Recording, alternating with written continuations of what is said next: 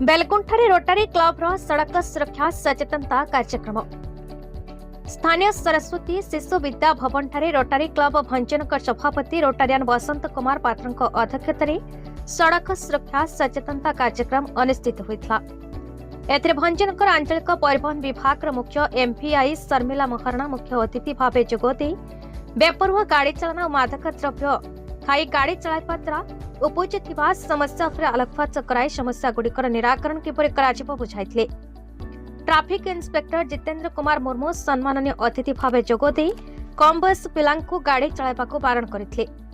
अनुष्ठान परिचालक सूर्य नारायण पात्र मुख्य वक्ता भाव सड़क सुरक्षा सचेतनता उपरे मत व्यक्त करथिले।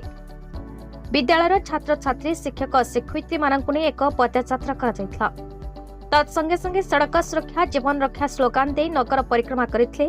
कार्यक्रम में समस्त रोटारियन तथा रंजित बारिक गौरी शंकर मिश्र दिव्यरंजन दास सनात कुमार सुबुद्धि श्रीनिवास सुबुद्धि पवित्र मोहन प्रधान देवी प्रसाद पात्र सुशांत कुमार बेहेरा संतोष कुमार जेना उपस्थित थिबा बेले सुधीर कुमार पाणिग्राही मंच संयोजना करथिले।